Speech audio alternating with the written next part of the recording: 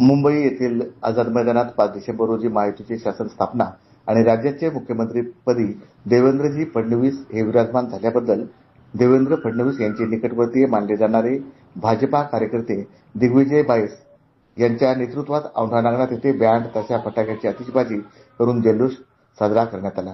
ढोल ताशाच्या गजरात मिरवणूक काढण्यात आली। यावेळी भाजपा उपतालुका प्रमुख नागनाथ देशमुख, नितीन मुळे, नागेश घोंगडे, राजेश खंदारे, विकास देशमुख, पंजाब मुळे, विलास कांबळे आदी मोठ्या संख्येने सहभागी होते।